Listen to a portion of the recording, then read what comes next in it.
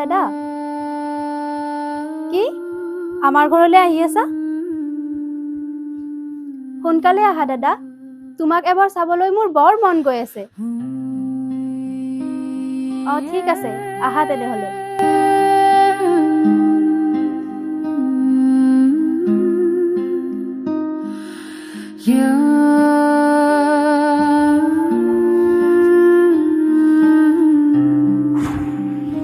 ভাইটি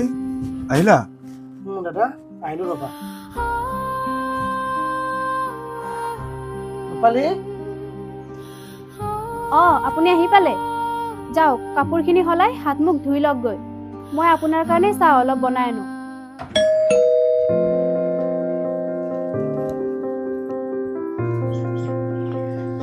দাদা আহিলা ভণ্টি তুমি বৰকৈ মাতি থাকা নহয় সেইকাৰণে এইবাৰ তোমালোকৰ ঘৰলৈ কেইদিনমান থকাকৈ আহিছোঁ ভালেই কৰিলা দিয়া ভিতৰলৈ নামাতা নেকি ভণ্টি পাহৰিয়ে গৈছিলো আহা দাদা ভিতৰলৈ আহা ব'লা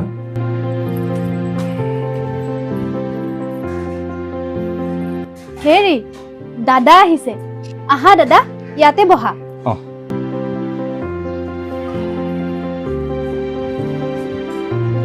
জয় ঘৰতে আছা কিয় দেখা নাই নেকি ঘৰতে আছো নে ক'তে আছো কি হ'ল জয় কিবা অসুবিধা হৈছে নেকি হৈছেতো তোৰ ভনীয়েৰক যে মই বিয়া কৰাই দিছো সেইটোৱে মোৰ অসুবিধা হৈছে এইবোৰ তুমি কি কৈ আছা জয় যি শুনিছ তাকেই কৈছো তোৰ ভনীয়েৰে মোৰ জীৱন শেষ কৰি দিলে জীৱন শেষ কৰি দিছে এইবোৰ তুমি কি কৈছা জয় মা দেউতা ঢুকোৱাৰ পিছত মই মোৰ ভণ্টিক আজিলৈকে ভাল সংস্কাৰেই দি আহিছোঁ গতিকে তাইক আৰু জীৱন ধ্বংস কৰিব নোৱাৰে হ'ব তোৰ সংস্কাৰ মোৰ আগত তই সংস্কাৰৰ কথা নকবি হ'ব দিয়া ভাইটি এতিয়া সেইবোৰ বাদ দিয়া মই গা ধুবলৈ যাওঁ মোৰ কাৰণে গৰম পানী অলপ বহাই দিয়াৰ ব্যৱস্থা কৰাচোন ঐ কি কৈছে শুনা নাই নেকি যা গৰম পানী বহাই দে গৈ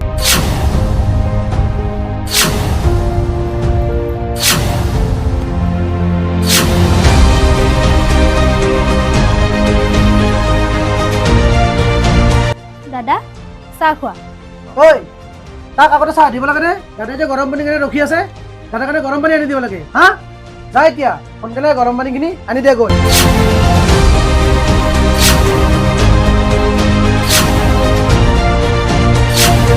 ঐ কি চাই আছ চাহ খা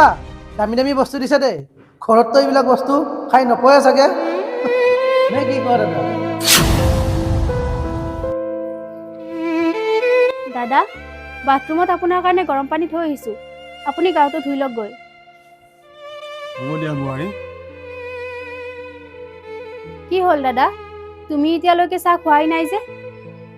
খাব ইচ্ছা নাই ভণ্টি মই এতিয়া চাহ নাখাওঁ দিয়া কি হ'ল দাদা ঘৰত থাকোঁতেতো তুমি অনবৰতে চাহেই খাই থাকিছিলা কিন্তু আজি নাখাওঁ বুলি ক'লা যে ঐ নাখাওঁ বুলি কোৱাৰ পিছতো তই এটা কথাই বাৰে বাৰে সুধি আছ যে নাখাই যদি নাই লৈ যা বস্তুবোৰ ভণ্টি এইখিনি লৈ যোৱা মই চাহ নাখাওঁ দিয়া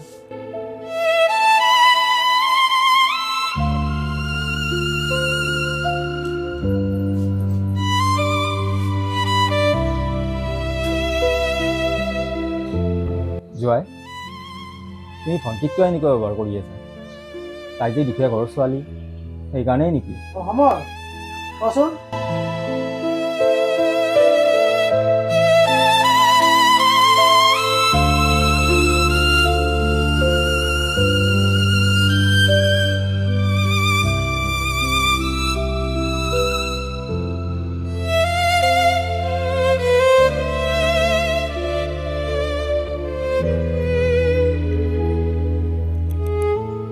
আহা দাদা তোমাক তোমাৰ ৰুমটো দেখুৱাই দিওঁ কাপোৰখিনি হলাই অলপ ৰেষ্ট ল'ব পাৰিবা ৰেষ্ট ল'ব মানে ঘৰলৈ যাবলৈ হ'ল দেখোন কিহৰ ৰেষ্ট ল'ব লাগে সোনকালে যাবলৈহে দে গাড়ী নাপাব নহ'লে হেৰি আমাৰ ঘৰত দাদা কেইদিনমান থাকাকে আহিছে ৰ'ব কি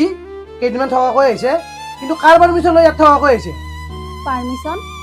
দাদা আমাৰ ঘৰত থাকিবলৈ আহিলে কাৰনো পাৰ্মিশ্যন ল'ব লাগে মোৰ পাৰ্মিশ্যন লাগিব কাৰণ এইটো মোৰ ঘৰ মোৰ ঘৰত মই আমাৰ বাহিৰে আন কাকো থাকিবলৈ নিদিওঁ বুজিলি আৰু তই দেৰি কৰিব নালাগে সোনকালে ঘৰলৈহে যা গাড়ী নাপালে খোজকাঢ়িয়ে ঘৰলৈ যাব লাগিব নহ'লে। ভণ্টি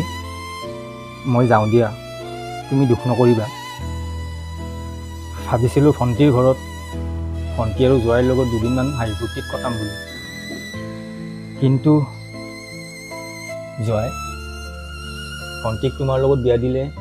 তুমি তাইক বহুত সুখত ৰাখিবা বুলি কোৱাৰ কাৰণেহে মই তাক তোমাৰ লগত বিয়া দিছিলোঁ। কিন্তু আজি তোমাৰ ঘৰত আহি মই সম্পূৰ্ণ বিপৰীত ৰূপ এটাহে দেখা পালোঁ। তোমাৰ এই আচৰণ দেখি মনত এবাৰ ভাৱ হৈছিল ভণ্টিক ইয়াৰ পৰা লৈ যাওঁ বুলি, কিন্তু ছোৱালী এজনী বিয়া হোৱাৰ পিছত স্বামীৰ ঘৰখনহে যে আচল ঘৰ, মায়ে কয় এইষাৰ কথা মোৰ মনত পৰি গ'ল।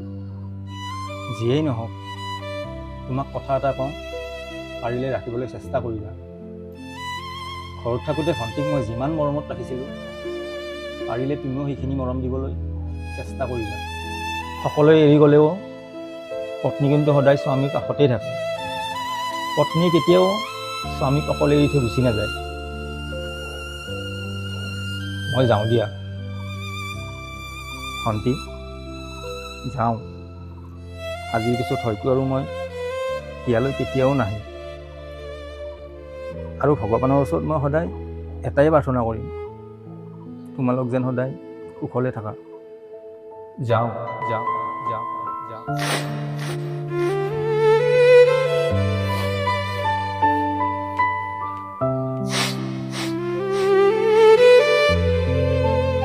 দাদা দাদা দাদা তুমি বৰকৈ মাতি থাকা নহয়, সেইকাৰণে এইবাৰ তোমালোকৰ ঘৰলৈ কেইদিনমান থকাকৈ আহিছোঁ। কি কেইদিনমান থকাকৈ আহিছে? কিন্তু কাৰ পাৰ্মিশ্যন লৈ ইয়াত থকাকৈ আহিছে? মোৰ ঘৰত মই আমাৰ বাহিৰে আন কাকোৱে থাকিবলৈ নিদিওঁ। ভণ্টি মই যাওঁ দিয়া, তুমি দুখ নকৰিবা। যাওঁ।